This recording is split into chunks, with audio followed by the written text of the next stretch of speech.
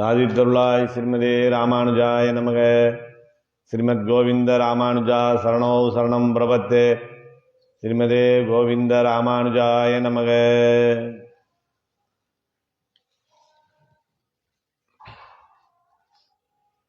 இருக்கிற மாதங்களிலேயே சிறப்பான மாதமாக இருப்பது மார்கழி மாதம். பகவத்கீதையிலே பகவான் ஸ்ரீ கிருஷ்ணர், நான் மாதங்களிலே மார்கழியாக இருக்கிறேன் என்று சொல்லியிருக்கிறார். இது சாத்வீகமான ஒரு மதம். இந்த மாதத்திலே நாம் இந்த சாத்வீக குணங்களை பெறுவதற்கு உகந்ததான மாதமாக இருக்கிறது. அதனால் இந்த மார்கழி மாதத்தை நாம் ஒரு நோன்பு காலமாக எடுத்திருக்கிறோம்.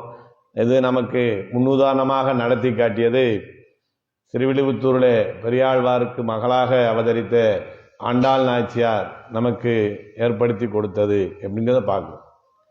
இந்த திருப்பாவை நோன்பு இந்த உலகத்தில் எப்படி ஏற்பட்டது என்று நாம் பார்க்கிற போது, பூமி பிராட்டியாரை இரண்யாச்சகன் என்ற ஒரு அசுரனானவன் தூக்கி கொண்டு போய் பிரளய ஜலத்திற்குள்ளே மறைத்து வைத்து விடுகிறார். அங்கே பாசி தூர்த்து கிடந்த பார்மகள் என்று சொல்லப்படக்கூடிய அளவில் நீருக்குள்ளே பாசம் பிடித்து நிலையில பெரிய பூமி பிராட்டியார் இருந்தார்கள். அந்த பூமி பிராட்டியை மீட்பதற்காக பகவான் வராக அவதாரம் கொண்டு அந்த பிரளய ஜலத்திற்குள்ளே சென்று அங்கேருந்து பூமி பிராட்டியை மீட்டு கொண்டு வந்து ஆசுவாசப்படுத்தினார்.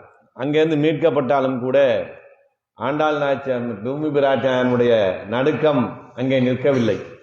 அப்போது பெருமாள் கேட்கிறார், நான் தான் உன்னை காப்பாற்றியாகிவிட்டதே, இன்னும் ஏன் இந்த பயத்தோடும் நடுக்கத்தோடும் இருக்கிறாய் பிராட்டி என்று கேட்கிறார். அப்போதான் பூமி பிராட்டி சொல்லுகிறார்கள், என்னுடைய நடுக்கத்தை நீங்கள் தீர்த்து விட்டீர்கள், என்னை காப்பாற்றி விட்டீர்கள். நம்முடைய குழந்தைகளான கோடிக்கணக்கான ஆத்மாக்கள் இந்த பூமியில சம்சாரம் என்கிற கடலிலே ஆழ்ந்து கிடக்கிறார்களே, துன்பத்திலே கிடக்கிறார்களே, அவர்களையெல்லாம் அதிலிருந்து மீட்டெடுப்பதற்கு நீங்கள் ஒரு காரியம் செய்ய வேண்டும் என்று கேட்டார். அப்போதான் பெருமாள் சொல்றார், இவ்வளவு ஆத்மாக்கள் மேலே இரக்க சிந்தனை உள்ள நீயே பூலோகத்திற்கு சென்று இந்த ஆத்ம கோடிகள் நல்வழிப்படுவதற்கான காரியத்தை செய்வாயாக என்று சொன்னார்.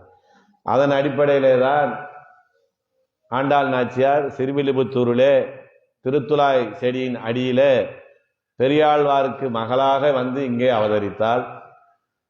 மற்ற நிலையிலே இருப்பவர்களுக்கும் ஆண்டாளுக்கும் என்ன வித்தியாசம் என்று பார்க்கிற போது, இங்கே இருக்கக்கூடிய சம்சாரிகள் அனைவரும் தேகமே ஆத்மா என்கிற நிலையிலே இருக்கக்கூடியவர்கள். ஏன்னா இந்த உடம்புதான் பிரதானம், இதை ரட்சிப்பது, இதுக்காக பாடுபடுவதுதான் நம்முடைய கடமையாக இருக்க வேண்டும் என்று இருப்பவர்கள் சம்சாரிகள். அந்த சம்சாரிகளிலிருந்து வேறுபட்டு இந்த தேகத்தை காட்டிலும் இந்த உடம்பை காட்டிலும் வேறுபட்டதான ஆத்மா ஒன்று இருக்கிறது. அந்த ஆத்மாதான் நாம். அந்த ஆத்மாவினுடைய நன்மைக்கு நாம் பாடுபட வேண்டும் என்று.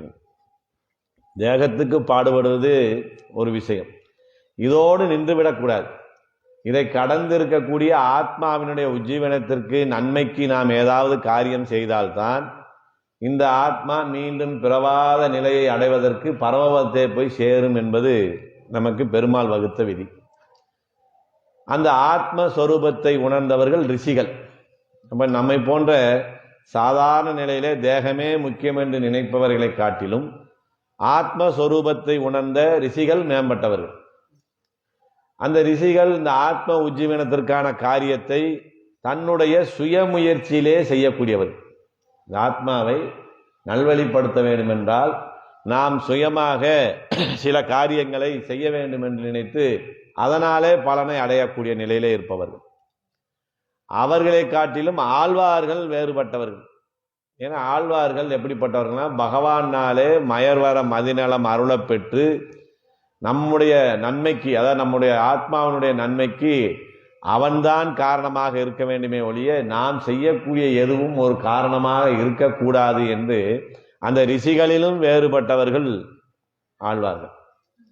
அந்த ஆழ்வார்களிலே பெரியாழ்வாரை தவிர மற்ற ஆழ்வார்கள் எல்லாம் பகவத அனுபவத்தை ஆசைப்பட்டார். பகவானை அனுபவிக்க வேண்டும், அவனுடைய மேன்மையை நாம் பாட வேண்டும், அவன் நம் அருகிலேயே இருக்க வேண்டும் என்று பகவத அனுபவத்தை பாடினார். அவனோடு சேர்ந்திருந்தால் போதும் என்று ஆசைப்பட்டார். அவர்களிலே இருந்து பெரியாழ்வார் மாறுபடுகிறார். பெரியாழ்வார் என்ன செய்கிறார்? நம்ம பாசுரங்களை துவக்கிற போதே சொல்றோம், பல்லாண்டு பல்லாண்டு பல்லாயிரத்தாண்டு பல கோடி நூறாயிரம் மல்லாண்ட திந்தோள் மணிவண்ணா அப்படின்னு சொல்றார். என்ன செய்யறார்னா, பகவானை அனுபவிப்பது பெரியதல்ல, அந்த பகவானுக்கு எந்த விதமான ஆபத்தும் வராத அளவிலே நாம் பார்த்து கொள்ள வேண்டும் என்று பெரியாழ்வார் அங்கே மாறுபடுகிறார். பகவான் தான் நம்மை காப்பாற்றக்கூடியவர். ஆனா பக்தியினுடைய மேலீட்டினாலே நாம பகவானை காப்பாற்ற வேண்டும் என்ற நிலைக்கு போனவர் பெரியாழ்வார். அப்ப மற்ற ஆழ்வார்களை காட்டிலும் பெரியாழ்வார் மேம்பட்டு நிற்கிறார். இந்த பெரியாழ்வாரை காட்டிலும் ஆண்டாள் இங்கே மேம்பட்டு நிற்கிறார். பெரியாழ்வாருக்கும் ஆண்டாளுக்கும் என்ன இங்கே வேறுபாடு இருக்கிறது என்று பார்க்கிற போது, பகவானுடைய நன்மையை ஆசைப்பட்டவர் பெரியாழ்வார். ஆனா ஆண்டாள் அவதார நோக்கம் என்ன? நம்மை போன்ற அடியவர்களை ரட்சிப்பதற்காகவே இங்கு வந்து பிறந்திருக்கிறார். எப்படி வந்து பிறந்தார்? வாழ்வான வைகுந்த வான் போகந்தன்னை இகழ்ந்து ஆழ்வார் திருமகளாராய் ஆண்டாள் இங்கே நமக்காக வந்தோ அவதரித்தாள் என்று சொல்றாங்க. அப்ப நம்மை காப்பதற்காகவே வந்தவை ஆண்டாள் என்ன செய்கிறார்னா, பகவானுடைய நன்மையை காட்டிலும் பாகவதர்களுடைய நன்மை பெரிது, அந்த பாகவதர்களுக்கு உண்டான நன்மையை நாம் தேடித்தர வேண்டும் என்று ஆசைப்பட்டவர் ஆண்டாள் நாச்சியார். அதனாலதான் மற்ற ஆழ்வார்களை காட்டிலும் மற்ற பாசுரங்களை காட்டிலும் இந்த ஆண்டாளையும் இந்த திருப்பாவை பாசுரங்களை ஏன் நாம் இந்த உலகத்திலே கொண்டாடி கொண்டிருக்கிறோம் என்றால், இந்த மேன்மை இருப்பதனாலே தான். ஏன்னா அடியவர்கள் நன்றாக இருந்தால் பகவான் நல்லா இருப்பார், பகவான் நல்லா இருந்தால் அந்த லோகம் பூரா நல்லா இருக்கும். அப்போ அடிப்படையான காரியத்தை நமக்கு செய்து கொடுத்தவள் ஆண்டாள். இந்த ஆண்டாள் எப்படிப்பட்டவளாக இருக்கிறான்னா, மற்ற ஆழ்வார்கள் எல்லாம் பகவானை அனுபவித்தார்கள், பகவானை வாழ்த்தி பாடினார்கள். ஆனா ஆண்டாள் நாச்சியார் என்ன செய்தார்னா, மயர்வர மதிநலம் அருள கொடுத்தது பகவான் ஆழ்வார்களுக்கு. ஆனா ஆண்டாள் என்ன செய்கிறார்னா, பகவானுக்கே மயர்வர மதிநலம் கொடுக்கிறாராம், அறிவுரை சொல்லுகிறார். உன்னுடைய காரியத்தை செய்யாமல், உன்னுடைய கைங்கரியத்தை செய்யாமல் நீ இப்படி உறங்கி கிடக்கிறாயேன்னு பகவானையே தட்டி எழுப்பி அறிவுரை சொன்னவள் ஆண்டாள். இது யாருக்காச்சும் முடியுமா? நமக்கு தான் பகவான் சொல்லுவான்னு பார்த்துருக்கோம். ஆனா பகவானுக்கே அறிவுரை சொல்லக்கூடிய நிலையிலே இருந்தவள் ஆண்டாள். தொண்டரடிப்பொடி ஆழ்வார் திருப்பள்ளி எழுச்சி பாடினாரேன்னு சொல்லலாம். பாடினார்னா அவர் புஷ்ப கைங்கரியத்தில் ஈடுபட்டு இடையிலே லௌகீக விஷயங்களில் ஈடுபட்டு அதற்கு பின்னே பகவான் அவருக்கு அருள் கொடுத்த பிறகுதான் அவர் அங்கே திருப்பள்ளி எழுச்சி பாடினார், பகவானை எழுப்புகிறார். ஆண்டாள் நாச்சியார் பிறந்தது முதலேயே பகவானுடைய, ஏன்னா பிறந்த நோக்கமே அதானே, அதனால பிறந்ததிலிருந்தே பகவான் மேலே பக்தியோடு இருந்ததுனால அந்த உரிமையிலே பகவானுக்கே அவர் புத்திமதி சொல்லி, இவ்வாறெல்லாம் நீ இருக்கக்கூடாது, அடியவர்களை, இந்த சக்தியற்றவர்களை, இந்த ஞானமற்ற நிலையில இருக்கக்கூடியவர்களை ரட்சிப்பதுதான் உன்னுடைய மிகப்பெரிய காரியமாக இருக்க வேண்டும் என்று இங்கே சொல்றார். அதான் சொல்றாரு, அவரை பிராயம் தொடங்கி என்றும் ஆதரித்தெழுந்த என் தடமுலைகள் துவரை பிராணுக்கென்றே சங்கற்பித்து தொழுது வைத்தேன். விவரம் தெரிந்த நாளிலே இருந்து நான் உன்னைத்தான் தொழுதிருக்கிறேன், நான் உன்னையே அடைய வேண்டும் என்று ஆர்த்தியோடு உன்னை வணங்கி கொண்டிருக்கிறேன் அப்படின்னு தொழுது வைத்தேன். உன்னை நான் கேட்டு வச்சிருக்கிறேன், அதனால உன்னை தவிர யாரும் என்னை ரட்சிக்க முடியாது என்று சொல்லக்கூடிய நிலையிலே இருந்தார். அப்போ ஒவ்வொரு நிலைக்கும் ஒரு ஆழ்வார்கள் நிலை, அதில் பெரியாழ்வார் நிலை, அதில் ஆண்டாள் நிலை. ஆழ்வார்கள் நிலையெல்லாம் எப்படின்னா லட்சுமணர் மாதிரி எந்த நேரம் பகவானுக்கு கைங்கரியம் செய்து கொண்டே இருக்க வேண்டும் என்று நினைக்கக்கூடிய நிலையில இருப்பது. அதுல இருந்து பெரியாழ்வார் எப்படிப்பட்டவராக இருக்கிறான்னா, பரதாழ்வானை போல எங்கேயோ ராமன் இருந்தாலும் கூட தான் இருந்த இடத்திலேயே 14 ஆண்டு காலம் ராமனையே நினைத்து கொண்டு இங்கே கைங்கரியம் செய்து கொண்டிருந்தார் பரதாழ்வார். அதுல இருந்து வேறுபட்டவர் யாருன்னா சத்ருக்னன். சத்ருக்னன் என்ன செய்தார்?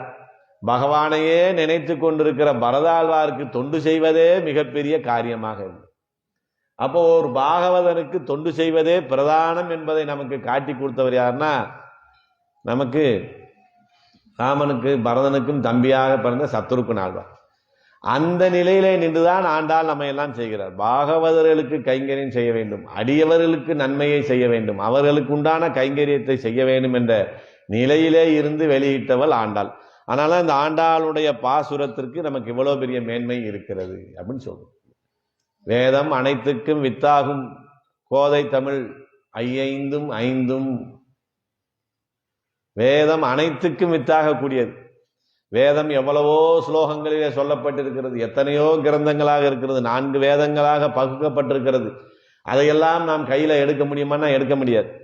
அந்த வேதத்தை கையில் எடுத்து நம்ம இந்த ஆத்மாவை நல்கதிக்கு கொண்டு போகணும்னா உயர்ந்த குலத்தில் பிறக்கணும், அதில் ஆணா பிறக்கணும், உடல் அங்கஹீனம் இல்லாமல் இருக்கணும், பெண்ணாக பிறந்தால் அதை தொட முடியாது, இதெல்லாம் கட்டுப்பாடு இருந்தது.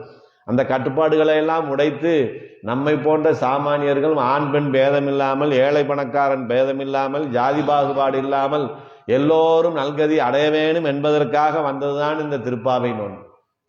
அதனாலதான் இந்த திருப்பாவைக்கு இவ்வளவு பெரிய உகப்பு. இந்த சம்பிரதாயத்தை கட்டி காத்த நம்ம ராமானுஜர் என்று சொல்லப்படக்கூடிய எம்பெருமானாருக்கு இன்னொரு பேர் இருக்கு. அவருக்கு பேரே திருப்பாவை ஜீயர். அவர் நம்மளை மாதிரி சாதாரணமா திருவாரண கைங்கரியம் பூஜையெல்லாம் முடிச்சுட்டு சும்மா இருந்தாருன்னா நம்ம என்ன நினைப்போம், அந்த வீட்டில் என்ன நடக்குது, இந்த வீட்டில் என்ன நடக்குதுன்னு பிறர் காரியங்களை பற்றி விரிவாக பேசுவோம்.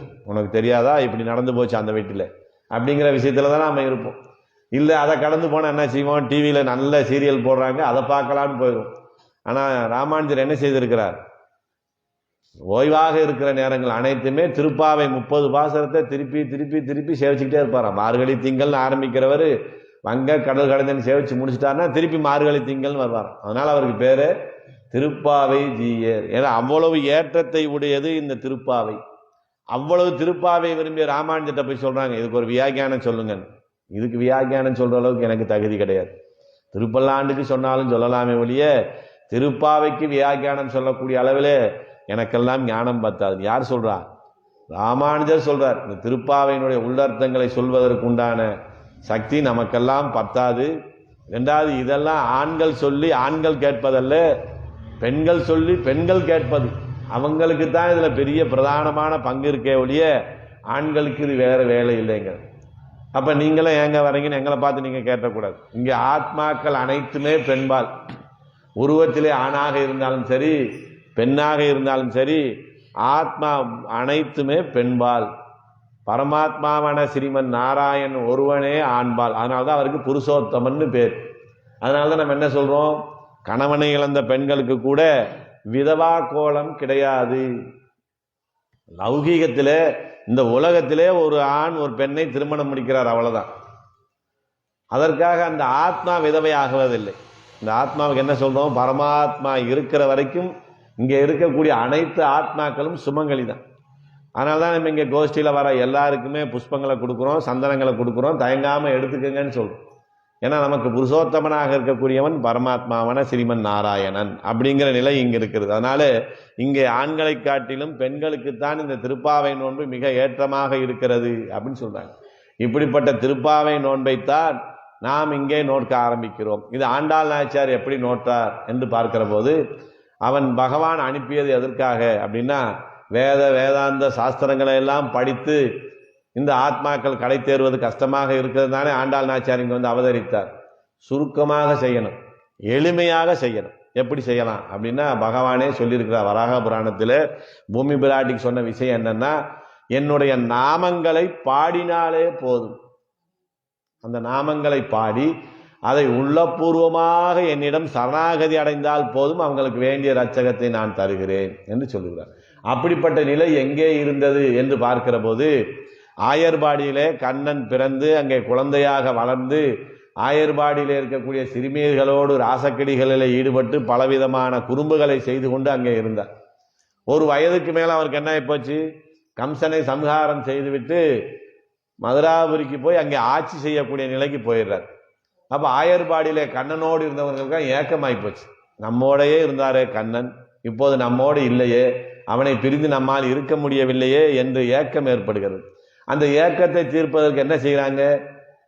ஒவ்வொரு ஆயர்பாடியில் இருக்க பெண்களும் தன்னையே கண்ணனாக பாவித்து கொண்டு அவர்களில் ஒருத்தரை கண்ணனா வச்சுக்கிறது. என்ன செய்யறது? இன்னைக்கு நீங்க கண்ணன், கண்ணனோட இந்த மாதிரி நாங்கள் உங்க கூட இருக்கோம்னு இருக்கிறது.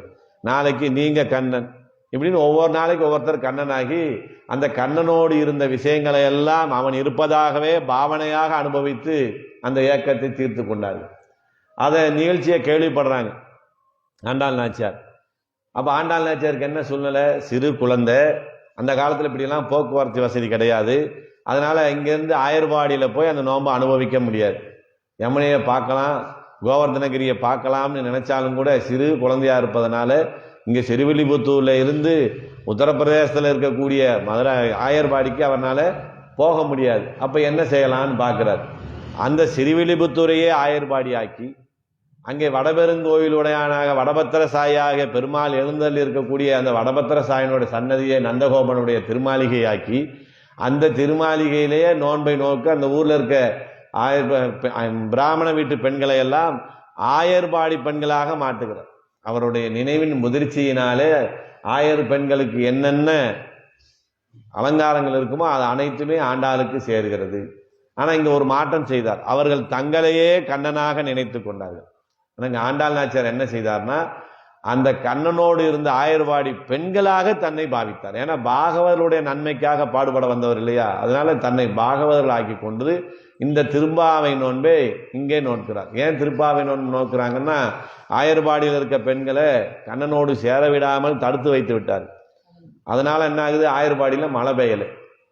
அப்படி மழை பெய்யாம அவங்களுக்கு பசுக்களுக்கு உணவு தீவனங்கள் இல்லாமல் வந்ததுனால அங்கே ஆயர்பாடியில் என்ன பண்ணாங்க? கண்ணன் தலைமையில இங்கே இருக்கக்கூடிய கன்னி பெண்களை எல்லாம் இந்த மார்கழி மாதத்திலே நோன்பு நோக்க செய்தால் நமக்கு நன்றாக மழை பெய்து நம்ம ஊர் செழிப்பமாக இருக்கும் என்ற காரணத்தினால்தான் கண்ணன் தலைமையிலே செய்தார். ஏற்கனவே கண்ணனை பார்க்கக்கூடாதுன்னு பிரித்து வச்சிருக்கிறாங்க ஆயர்பாடியில். ஆனால் இப்போ என்ன செய்யறாங்க? கண்ணன் தலைமையிலே அந்த பெண்களை எல்லாம் வைத்து அந்த திருப்பாவை மார்கழி நோன்பை நோக்க வேண்டிய ஒரு காரணம் அங்கே ஏற்படுகிறது. போய் கண்ணன்கிட்ட கேட்குறாங்க, கண்ணா நீங்க தான் இருந்து இவங்களுக்கு காவலாக இருந்து துணையாக இருந்து இந்த மார்கழி மாத நோன்பை நோற்று கொடுக்கணும். அவருக்கு அது ஆசை. ஆயர்பாடி பெண்களோடு கோஷ்டியோடு சேர்ந்திருப்பது அவருக்கு ஆசை. ஆனால் அவங்கள நம்ப மாட்டாங்க இல்லையா? வந்து கேட்டதுமே சரின்னு சொன்னால் இவன் தான் மழை பெய்யாமல் பார்த்துக்கிட்டான்னு சந்தேகம் வந்துருந்தான். அதெல்லாம் முடியாது, என்னால் பார்த்துக்கிற முடியாது, நீங்கள் ஏற்கனவே என்னை சந்தேகப்படுவீங்க, நான்லாம் அந்த பெண்களுக்கு தலைமையாக இருந்து இந்த நோன்பை நோக்க முடியாதுன்னு சொன்னாராம்.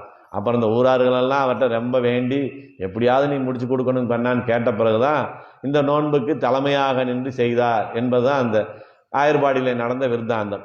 அதே நிகழ்ச்சியை அப்படியே கொண்டு வந்து தன்னுடைய அனுபவ முதிர்ச்சியினாலே சிறுவில்லிபுத்தூரில் ஏற்படுத்தி கொடுத்து தான் மட்டும் அனுபவித்தோது அல்லாமல் நம்மை போன்ற எளியவர்களும் பிற்காலத்திலே அனுபவிக்க வேண்டும் என்பதற்காக நமக்கும் சேர்த்து இந்த திருப்பாவின் மார்கழி மாத நோன்பையும் திருப்பாவை பாசுரத்தையும் ஆண்டாள் நாச்சியார் நமக்கு அருளி செய்திருக்கிறார்.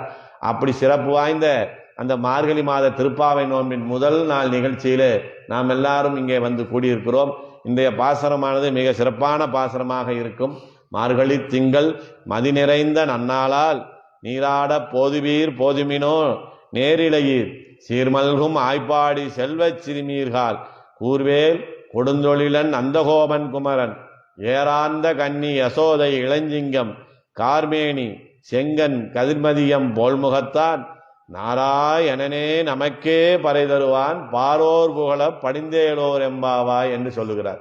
இப்படி இந்த ஆத்மாவுக்கு வேண்டிய நன்மைகளை செய்யக்கூடிய மிக சிறந்ததான ஒரு நோன்பாக இருப்பதனாலே அதை எப்போது செய்யலாம் என்று பார்க்கிற போது மாதங்களிலே சிறந்த மாதமாக கண்ணனே நான் மார்கழி மாதமாக இருக்கிறேன் என்று சொன்னதனாலே இப்போ ஒரு நாளுக்கெல்லாம் எப்படி பிரம்மமுகூர்த்தம் துவக்கமாக இருக்கும். ஒரு நாள் துவங்குற பிரம்மமுகூர்த்தம் எங்க ஆரம்பிக்கிறோம்? அதிகாலை 3 மணிக்கு ஆரம்பிக்கும். அது பிரம்ம முகூர்த்தம். அந்த பிரம்ம முகூர்த்தத்தில் ஒரு காரியம் செய்தால் நம்ம நேர காலம் பார்க்க வேண்டியதில்லை.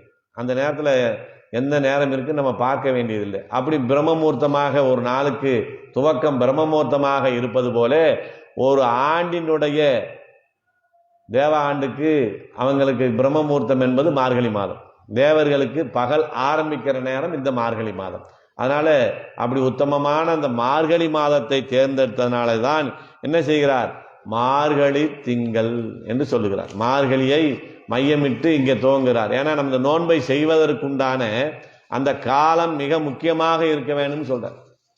ஏன்னா எதை எந்த நேரத்தில் செய்ய வேண்டும் என்பது மிகப்பெரிய ஒரு சிறப்பாக இருக்க வேண்டும் இல்லையா? அதனால அதற்கு இடம் கொடுத்து அந்த காலத்தை கொண்டாடுகிறார். கிருஷ்ணனோடு நாம் சேரப்போகிற அந்த காலம்தான் சிறப்பு. கண்ணன் எப்போதும் இருக்கிறார், ஆத்மாக்களும் எப்போதும் இருக்கிறது. வேற வேற உருவத்தில் இருக்கு. இந்த உடம்புல இருக்கு, அடுத்து வந்தால் இன்னொரு உடம்புக்கு போகும், ஏதோ ஒரு இடத்துல இருக்கும். ஆனால் அந்த நித்தியமாக இருக்கக்கூடிய பரமாத்மாவோடு நித்தியமாக இருக்கக்கூடிய இந்த ஆத்மா சேரக்கூடிய அந்த காலத்தை கொண்டாடணும் இல்லையா? எத்தனையோ நிகழ்ச்சி நம்ம வாழ்க்கை நடக்குது. நம்ம பிறந்த நாள்னு ஒன்று கொண்டாடுறோம், நம்ம திருமண நாள்னு ஒன்று கொண்டாடுறோம், நம்ம முன்னோர்கள் யாராவது பரம வச்சிருந்தா அந்த திதியை கொண்டாடுறோம். அதே போல நம்மை பகவானோடு சேரவிடக்கூடிய காலமாக இருப்பதனாலே இந்த மார்கழியை கொண்டாடுகிறார். இந்த மார்கழி எப்படிப்பட்டது நிலம்னா, மழை காலம் முடிந்து பனிகாலம் துவங்கக்கூடிய நேரம்.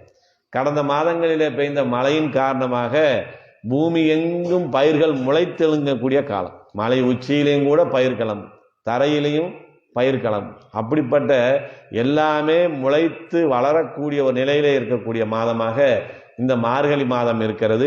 அதில் கண்ணன் நானே மார்கழியாக இருக்கிறேன் என்று சொல்லியிருக்கிறான். இது எப்படிப்பட்ட காலம்? அதிக உஷ்ணமும் இல்லாமல் அதிகம் குளிர்ச்சியும் இல்லாத இதமான ஒரு காலம். அதனால் இந்த காலத்தை கொண்டாடுகிறார். ஏன் மார்கழியை கொண்டாடுகிறார்னா, மாதத்தை கொண்டாடுகிறார்னா, பகவானோடு நம்மை சேரவிட்ட மாதம். அதனால மார்கழி திங்கள் என்று சொல்லுகிறார். மதி நிறைந்த அப்படின்னா சுக்லபட்சமாக பூர்ணமாக இருக்கக்கூடிய பௌர்ணமி தினத்தை கொண்டாடுகிறார். மாதத்தை கொண்டாடுகிறார். அதற்கு அடுத்தாற் போல நமக்கு உதவி செய்யக்கூடிய அந்த திதி சொல்றோம் இல்லையா? ஒரு நல்ல காரியம் செய்யணும்னா 4 நட்சத்திரம் திதி எல்லாம் பார்த்து செய்யணும்னு சொல்லும். இப்போ மாசத்தை கொண்டாடிட்டார். அதற்கு பிறகு திதி சுக்குலபட்சமாக இருக்கக்கூடிய அந்த திதியை மதி நிறைந்த நன்னாளால் அப்படின்னு சொல்றார். ஏன்னா ஒரு நல்ல காரியத்தை நல்ல நேரத்தில் செய்யணும் அப்படின்னு. அப்போ பாகவதர்கள் எதையும் நல்ல நேரம் பார்த்து தான் செய்யணுமான்னா, பாகவதர்கள் எப்போது எந்த காரியத்தை செய்கிறார்களோ அந்த நேரம் நல்ல நேரம். அளவந்தார் சொல்றாரு, கம்பீரமான வேதங்களும் சாஸ்திரங்களும் என்ன செய்யுதுன்னா அடியவர்களுக்கு பின்னாலே போகுது. அவர்கள் எப்போது நல்ல பெருமாளை நினைக்கிறார்களோ அது நல்ல நேரம், எப்போது செய்கிறார்களோ அது நல்ல நாள் என்கிற ஒரு நிலை. அதனால இந்த மார்கழி மாதத்தில் மதி நிறைந்த நன்னாளால் அப்படின்னு சொல்றார். மதி நிறைந்த நன்னாள் ஏன் இங்கே வெளிச்சத்தை கொண்டாடுகிறார்னா, பகவானோடு பிரிந்திருக்க நேரத்தை தான் துக்கமாக இருளிலே கழிக்க வேண்டும். இப்போது ஆயர்களே சம்மதித்து நாம் கண்ணனோடு சேரப்போகிற ஒரு நாள்னால அந்த பூர்ண சந்திர வெளிச்சத்தை இங்கே விரும்புகிறார். ஏன்னா மனம் சந்தோஷமாக இருக்கிற போது வெளிச்சத்தை விரும்பும். மனசு சோகமாக இருந்தால் என்ன செய்வோம்? இருக்கிற விளக்கெல்லாம் அணைச்சிட்டு மூளையில் போய் உட்காந்துருப்போம். அப்போ அதை வச்சே நம்மளுடைய குணங்களை கொண்டாடலாம்னு சொல்றாங்க. அப்படிப்பட்ட மதி நிறைந்த நன்னாளாக இருக்கிறது. மதி நிறைந்த நன்னாள் சொல்லும்போது இங்க மதின்னு சந்திரனை மையப்படுத்தி சொன்னா சந்திரன் பூர்ணமாக இருக்கிற திதின்னு சொல்லும். இன்னொன்று மதினா என்ன? அறிவு. நம்முடைய அறிவு பிரகாசமாக ஞானம் விளங்கக்கூடிய மாதமாக இங்கே இருக்குது. இப்போ 12 மாதம் இருக்கு. எப்பயாவது நம்ம இங்கே வர்றோமா? அந்த மார்கழி மாதம் வந்தால் அந்த ராமானுஜ கூடத்துக்கு போகணும், அங்கே திருப்பாவை சேவிப்பாங்க, வியாக்கியானம் சொல்லுவாங்க அப்படிங்கிற ஒரு எண்ணத்தோடு வர்றோம். அப்போ இந்த ஒரு மாதத்திற்கு நம்மளுடைய சிந்தனையெல்லாம் எங்கே இருக்கும்? இந்த ஞானம் சம்பந்தப்பட்ட விஷயத்திலே இருக்கும். அதனால மதி நிறைந்த நன்னாளுங்கிற மாசத்தை சொல்லியாச்சு, திதியை சொல்லியாச்சு. அதற்கு அடுத்தாற் போல இந்த நாளை கொண்டாடுகிறார். இது மிகவும் சிறந்ததான நாள். அப்ப இதுக்கு முதல்ல பகவானை நினைக்காத நாள்கள் எல்லாம் தீய நாட்கள் தான். பகவானை நினைக்கிற இந்த நாள் மிகவும் சிறந்ததான ஒரு நாள். இந்த நாள் நமக்கு எப்படிப்பட்ட நாள்னா, ராமாயணத்தில் ராவணனிடம் கருத்துவார் ஏற்பட்டு விபீஷணாழ்வார் அங்கிருந்து சரணாகதி அடைய வர்றார். சேதுகரையில் இருக்கக்கூடிய ராமனிடம் வருகிற போது சுக்கிரவன் என்ன சொல்றான்? ராவணனுடைய தம்பி வர்றான். ராவணன் அளவுக்கு கெட்டவன் இல்லைனாலும் ராவணன் குணத்துல பாதியாவது கெட்டவனா இருப்பான். இவன் கொல்லப்பட வேண்டியவன் சொல்றார். கொல்லப்பட வேண்டியவன் சொன்னார். ஆனா ராமர் என்ன? ராவணனே வந்து சரணாகதி அடைந்தாலும் ஏற்றுக்கொள்ள வேண்டிய நிலையிலே இருக்கக்கூடியவர். அப்ப என்ன சொன்னா, யாராவது ஒருத்தர் விபீஷணனை ஏத்துக்கங்கன்னு சொல்ல மாட்டாங்களான்னு அவர் யோசிக்கிற போது ஆஞ்சநேயர் சொன்னார், நான் சீதையை தேடி போகும்போது இலங்கையை பூரா சுற்றி பார்த்தேன், இருந்ததுலேயே ரொம்ப நல்ல மனுஷன் விபீஷணாழ்வான் தான், அதனால் நம்ம ஏற்றுக்கலாம்னு சொன்னார்.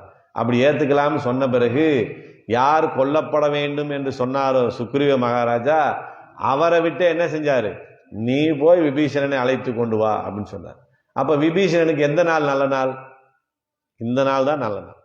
கொல்லப்பட வேண்டியவன் என்று சொல்லக்கூடிய சுக்ரீவனே போய் உன்னை பெருமாள் அழைச்சிக்கிட்டு வர சொன்னாரு, வான்னு சொல்லி கூப்பிட்டு வந்தார் இல்லையா? அவருக்கு எப்படி இது உகந்த நாளோ அதை போல ஆயர்கள் கண்ணனிடமிருந்து பெருமாளை விலக்கி வைத்திருந்தார்கள். இப்போது அவர்களே கண்ணனோடு சேர்ந்து இருந்து நீங்கள் இந்த நோன்பை நடத்தி கொடுங்கள் என்று கேட்கறதுனால இது மிகவும் நல்ல நாளாக இருக்கிறது. அப்படிப்பட்ட நல்ல நாளிலே நீராட என்று கேட்கிறார். நாமெல்லாம் அவனை பிரிந்து, இந்த ஆத்மா பகவானை பிரிந்து துன்பப்பட்டு கொண்டிருக்கிறது. இந்த துன்பம் நீங்கன்னா என்ன செய்யணும்? வேற எங்கேயோ போயெல்லாம் பரிகாரம் செய்ய முடியாது. அவனையே ஒரு தடாகமாக்கி, கண்ணன் என்கிற தடாகத்திலே நாம் இந்த ஆத்மா என்கிற இந்த வஸ்துவை உள்ளே நுழைத்தோமானால் நம்மிடம் இருக்க பாவங்கள் எல்லாம் துளைந்து அவனே நமக்கு வேண்டிய நன்மைகள் அனைத்தையும் செய்து கொடுப்பான். அதனால நீராட வர வேண்டும் என்று கேட்கிறார். ஏன்னா அவன் தாமரை தடாகம்.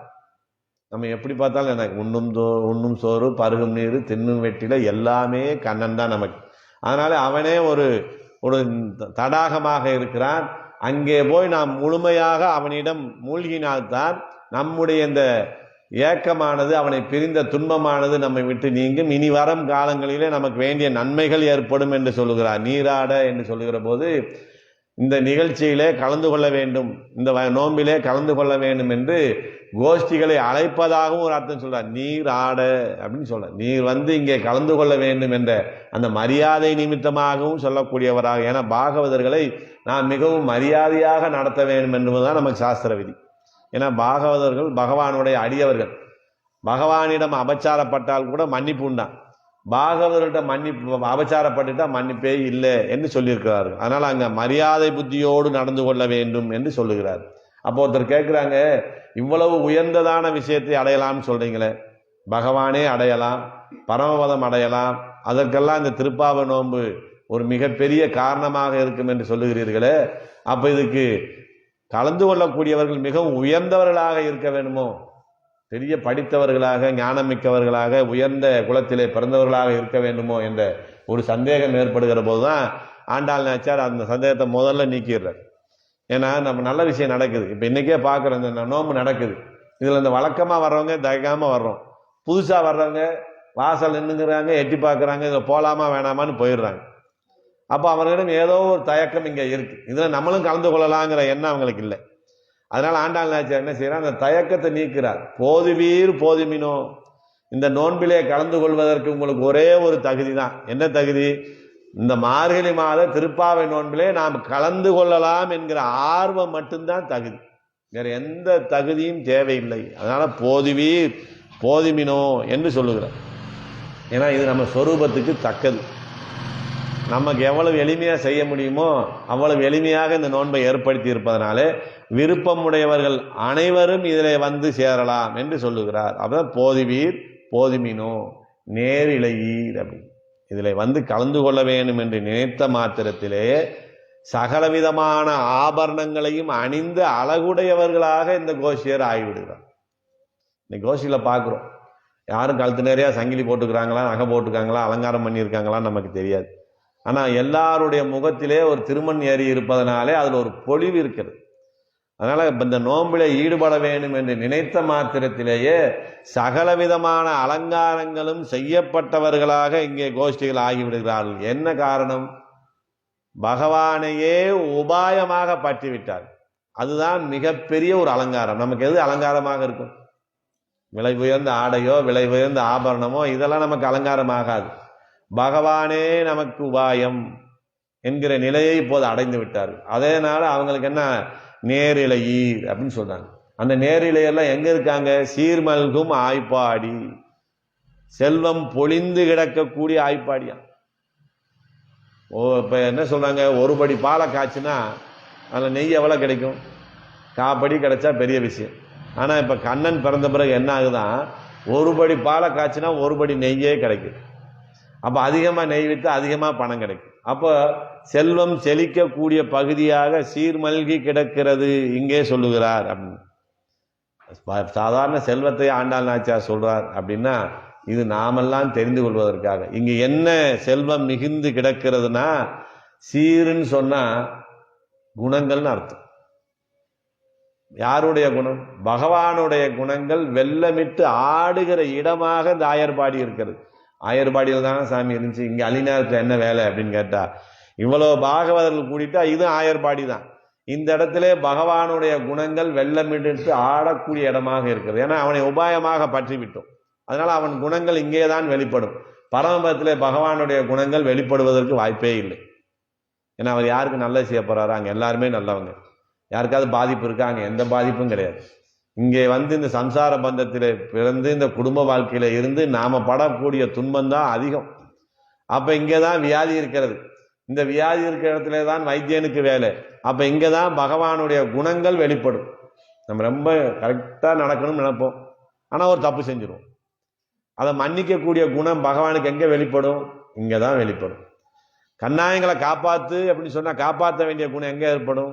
இங்கே தான் ஏற்படும். அவனுடைய சொல்றாங்க இல்லையா, நீர்மை குணங்கள், சௌசீல்யம், சௌலபியம், வாத்சல்யம், சாமித்துவம் என்று சொல்லப்படக்கூடிய அவனுடைய குணங்கள் அனைத்தும் வெளிப்படக்கூடிய இடமாக இந்த ஆயர்பாடி இருப்பதனாலே சீர்மல்கும் ஆய்ப்பாடின்னு. இந்த ஆயர்பாடியில என்ன சிறப்பு என்று சொல்லுகிற போது, கண்ணனே வந்து இங்க அவதரிக்கிறான். வந்து எப்படி இருக்கிறான்? ராமர மாதிரி நல்லவர் இல்லை. அந்த ஊர்ல இருக்கிற அனைவரையும் குறும்பு செய்து தீம்பு செய்யக்கூடியவனாக இருக்கிறான். இவர் செய்ய குறும்புக்கு அண்ணன் துணையாக இருக்கிற ஒரு ஊராக இந்த ஆயர்பாடியில் இருக்கிறது. இந்திரனுக்கு இருக்கக்கூடிய சோற்றை என்ன செய்யறாரு? இந்த கோவர்த்தன கிரிக்கு போடுங்கன்னு அந்தரியாமியா அதுக்குள்ளே இருந்து அவர் சாப்பிடுகிறார். ஆனா இங்க யாரு இருக்கா? பெரிய ஞானிகளாம் இல்லை. இடக்கை வழக்கை அறியாத ஞானம் குறைவாக இருக்கக்கூடிய ஆயர்பாடியில இருக்கக்கூடியவர்கள் தான் இங்க இருக்கிறார்கள். அப்படிப்பட்ட அந்த ஆயர்பாடியிலே வந்து அவர் அவதரிக்கிறார் என்று சொல்லுகிறார். அப்படிப்பட்ட ஆயர்பாடி செல்வ சிறுமியர்கள் அப்படின்னா, நேரிலையில் சீர்மல்கும் செல்வ சிறுமியர்கள், செல்வம் மிகுந்த சிறுமியர்களேன்னு சொன்னார். சிறுமிகிட்ட என்ன செல்வம் இருக்கும்? அப்பா அம்மாட்ட இருக்கிற காசு தான் நம்ம கிட்ட சின்ன பிள்ளையில இருக்கு. நமக்குன்னு தனியா ஏதாவது பணம் இருக்குமா? ஆனா இவர் என்ன சொல்றாரு? செல்வ சிறுமியர்கள் என்று சொல்லுகிறார். எப்போது பகவானுடைய இந்த திருப்பாவை நோன்பிலே, மார்கழி மாத நோன்பிலே ஈடுபட வேண்டும் என்று நினைத்தோமோ, அந்த கைங்கரியம் செய்ய வேண்டும் என்று நினைத்தோமோ, அவனையே சரணாகதி அடைய வேண்டும் என்று நினைத்தோமோ, அவனே நம்மை ரட்சிக்கக்கூடியவன் என்று நினைத்தோமோ, அதுதான் பெரிய செல்வம் என்று சொல். அது எப்படிங்க செல்வமாகும்?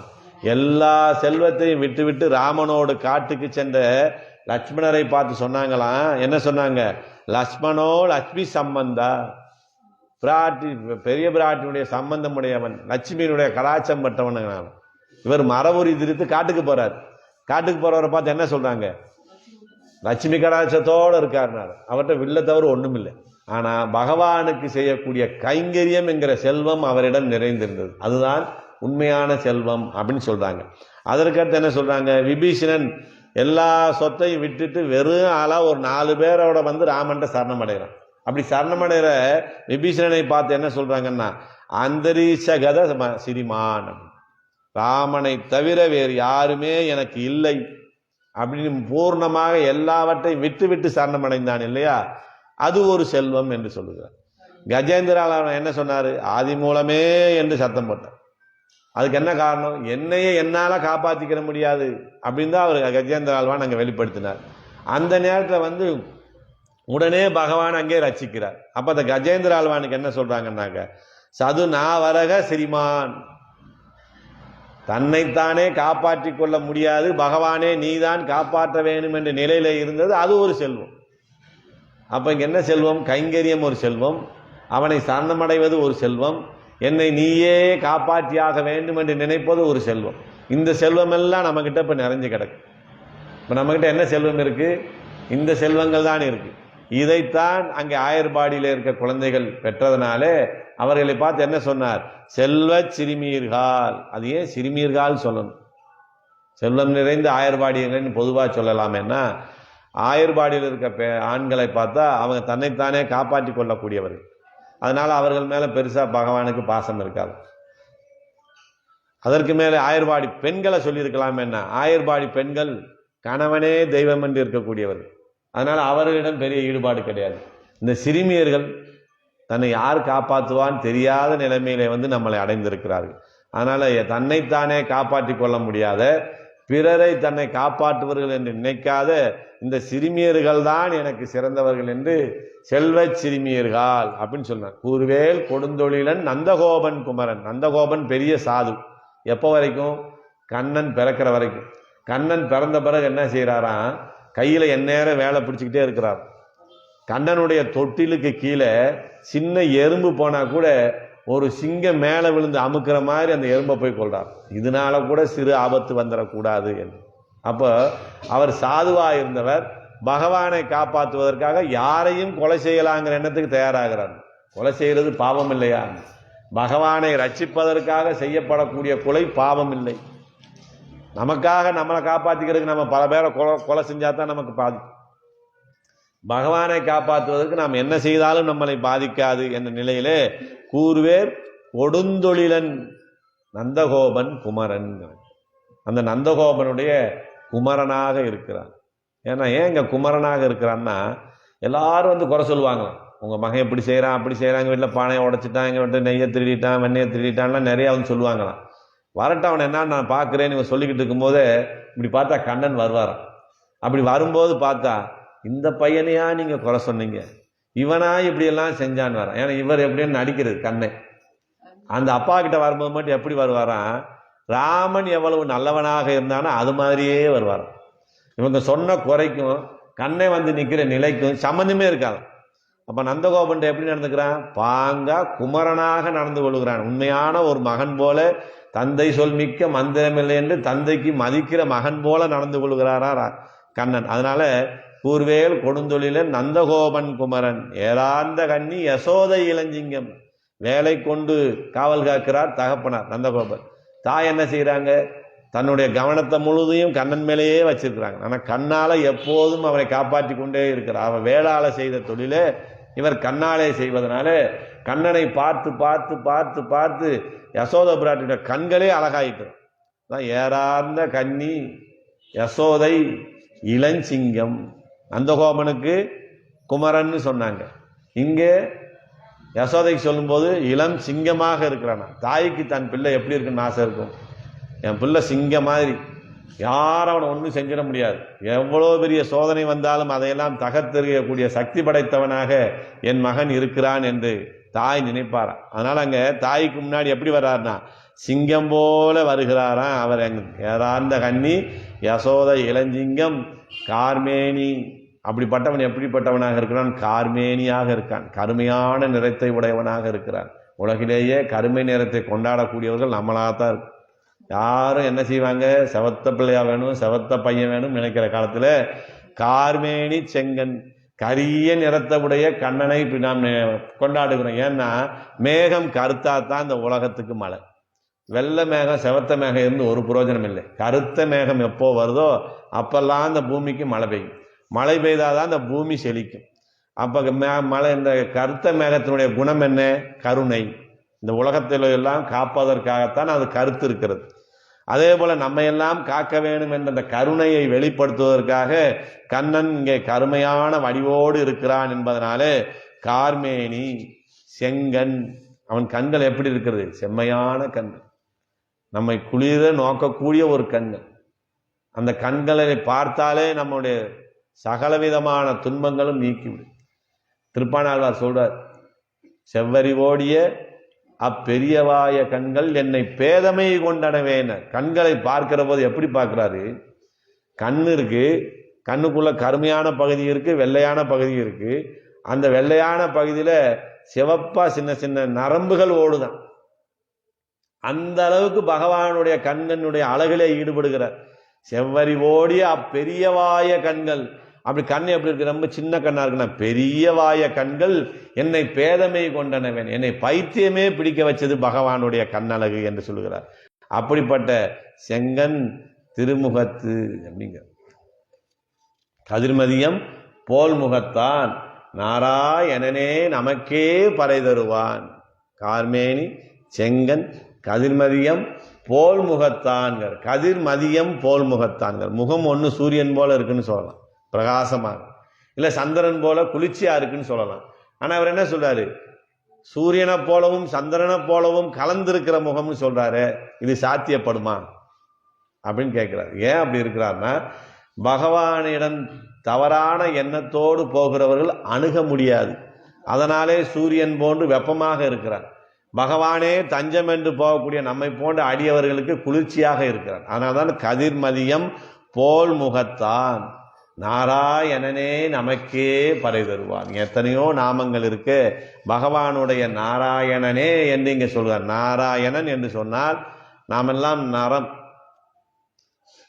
உயிர் உள்ள பொருள்கள் நரம், உயிர் அல்லாத பொருள்களும் இந்த உலகத்திலே இருக்கிறது. இது அனைத்தையும் காக்கக்கூடியவன் யார்? பகவான். அதனாலதான் அவருக்கு பேரவே அதையே வச்சுட்டாங்க, நாராயண. உயிர் உள்ள உயிர் அல்லாத அனைத்துக்கும் சேர்ந்து மொத்த பேர் என்ன? நமக்கு நரம். உயிர் இல்லாத இதில் சேர்க்கிறோம். அப்படி சேர்க்கிற போது மொத்தத்துக்கு பேர் என்ன? நாரா. நார அயனம். இந்த நார கூட்டங்களை தாங்கி கொண்டிருப்பவன், இல்ல நார கூட்டங்களை தரித்து கொண்டிருப்பவன், இதையெல்லாம் காப்பாற்றி கொண்டிருப்பவன் யாருக்கு? அவனுடைய சொத்து. அதனாலே இதை தாங்கி கொண்டிருக்கிறான். அப்படிப்பட்ட நாராயணனே நமக்கே பறை தருவான். நாராயணனே ஒரு ஏகாரம், நமக்கே ஒரு ஏகாரம். அப்ப நம்மளை யார் காப்பாற்ற முடியும்? நாராயணனே. நம்மளை காப்பாற்றக்கூடியவன் வேறொருவன் இருக்கிறான் என்கிற குழப்பமே சந்தேகமே இங்க ஆண்டாள் நாச்சியார் கொடுக்கல. ஒரே வார்த்தை என்ன சொல்றார்? நாராயணனே. நாராயணன் முடிச்சிருந்தா இன்னொருத்தர் இருக்காருன்னு அர்த்தம். நாராயணனே உனக்கு வேணுமான்னு கேட்கிறோம். எனக்கு வேணும்னு கேட்கறத இன்னொருத்தருக்கும் கொடுக்கணும்னு அர்த்தம். எனக்கே கொடுக்கணும். ஒரு சொத்தை விலை கேட்டு போறோம், என்ன சொல்லணும்? சாமி வேற யாருக்கு இந்த சொத்தை வித்துறாங்க, எனக்கே கொடுங்கன்னா என்னை தவிர்த்து யாருக்கும் கொடுக்காதீங்கன்னு அர்த்தம். அதே போல நம்மை ரட்சிக்கக்கூடியவன் யாராக இருக்கிறார்? நாராயணனே. அவனை தவிர வேறு யாருமே இல்லை. நாராயணனே நமக்கே பறை தருவான். யாருக்கு? நமக்கே. நமக்கு அவனை தவிர வேற கதியில் என்ற விஷயத்தை நாராயணனே நமக்கே பறை தருவான். பாரோர் புகழ படிந்தேலோர் எம்பாவா என்று இந்த உலகத்தாரெல்லாம் புகழக்கூடிய அளவிலே நாம் அவனை சரணமடைய வேண்டும் என்று ஆண்டாள் நாச்சியார் இந்த முதல் பாசரத்திலே நமக்கு தெரிவித்திருக்கிறார். அவ்வளவு உயர்ந்ததான சிறப்பான எளிமையான இந்த ஒரு மார்கழி மாத திருப்பாவை நோன்பை நாம் இங்கே வருடந்தோறும் செய்யக்கூடிய ஒரு வாய்ப்பை நமக்கு முன்னே இங்கே வாழ்ந்த பெரியோர்கள் இந்த அமைப்பை ஏற்படுத்தி நம்மிடம் கொடுத்து சென்றிருக்கிறார்கள். நாம் எந்த காரியமும் செய்யலை. அவர்கள் வளர்த்து வைத்த மரத்தின் கீழே அமர்ந்து அதில் இருக்கிற பழங்களை பிடுங்கி நாம் சாப்பிட்டு கொண்டிருக்கக்கூடிய ஒரு நிலைதான் நமக்கு. அந்த வாய்ப்பு இந்த பகுதிக்கு நம்முடைய முன்னோர்களாலே கிடைத்தது. அதை இன்றளவும் இங்கே சிறப்பாக நடைபெற்று கொண்டு வருகிறது. இனி வரும் காலங்களிலும் இதை போன்ற இந்த திருப்பாவை நோன்பு நிகழ்ச்சி இந்த ராமானுஜகூடத்திலே என்றென்றும் சிறப்பாக நடைபெற வேண்டி முன்னோர்களையும் ஆண்டாளையும் வேண்டி நிறைவு செய்கிறேன். ஸ்ரீமதே ராமானுஜாய நமக.